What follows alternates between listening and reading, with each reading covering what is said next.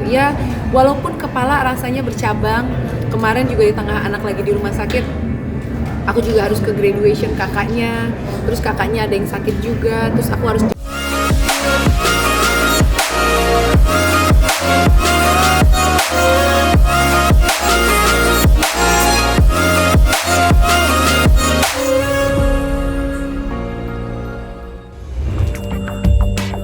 Halo Selebtubers, balik lagi nih bareng gue di channel kesayangan kita yang kekinian, terupdate dan terpercaya. Guys, kabar kurang mengenakan datang dari artis Zaskia Adya Meka.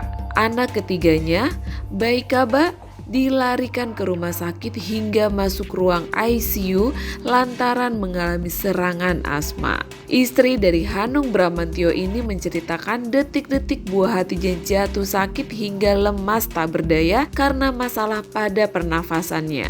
Zaskia mengungkapkan putranya mengalami serangan asma pada malam Kamis lalu dan harus dirawat di ruang ICU lantaran kondisinya yang mengkhawatirkan. ya, jadi emang qadarullah sekitar 2 hari yang lalu kan si Kaba masuk rumah sakit, terus taunya juga sampai harus masuk ke ICU gitu karena sakitnya dia ada serangan asma yang lagi tidur, lagi tenang, dan 2 menit sebelum tidur, untung udah di rumah sakit ya, udah lagi di dalam kamar rawat gitu, lagi tidur, lagi tenang, aku cek, oh saturasi 397, oke aman.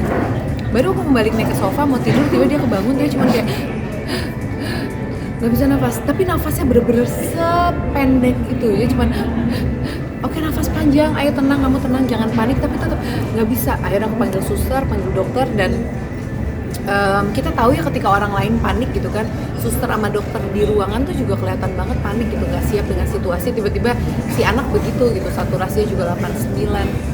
Akhirnya kita buru-buru di UAP, habis di UAP akhirnya dokter bilang nih daripada ada serangan lagi, kita juga belum tahu nih naik apa enggak lagi saturasinya, pindah ke ICU ya gitu.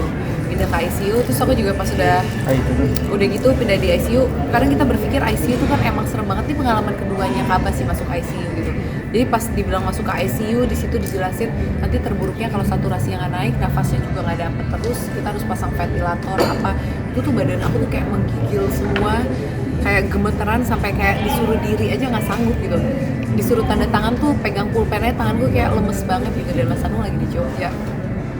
Ya udah, tapi akhirnya yang harus dihadapin yang namanya ibu, kita ke anak tuh harus nunjukin kuat. Rasanya tuh padahal pengen nangis lah, panik kayaknya, udah kayak aduh udah nggak kuat banget gitu. Akhirnya nemenin dia sampai ICU. Besok paginya Mas Hanung datang dari Jogja pulang buru-buru, terus di ICU kondisinya mulai stabil dan ditunggu selama 24 jam. Akhirnya nggak ada serangan lagi, walaupun masih bergantung oksigen, karena kalau nggak pakai oksigen saturasinya tuh masih turun. Beruntungnya nih guys, masa-masa kritis itu sudah terlewati. Zaskia dan suaminya Hanung kini sudah bisa bernafas lega sebab kondisi sang anak sudah membaik. Meski saturasi oksigen belum mencapai angka yang stabil, namun Kaba telah diizinkan pindah ke ruang perawatan. Zaskia juga mengungkapkan ini kedua kalinya Kaba masuk ICU. Meskipun panik, Zaskia tetap berusaha tegar dan kuat demi anak-anaknya. Sebagai ibu dari 5 anak, Zaskia pun harus bisa multitasking dalam membagi perhatiannya untuk anak-anaknya. Aku juga ada kerjaannya udah bilang, Mbak kalau akhirnya nggak bisa ya udahlah nggak apa-apa gitu. Cuman aku juga bukan orang yang workaholic, aku juga bukan ibu yang gila juga gitu. Anak lagi di ICU terus aku tetap pergi kerja gitu. Tapi kebetulan kemarin ada acaranya tentang Asma Day. Aku akan satu panggung talk show sama dokter asma anak yang mendapatkan jadwal beliau juga susah banget karena hits juga gitu kan.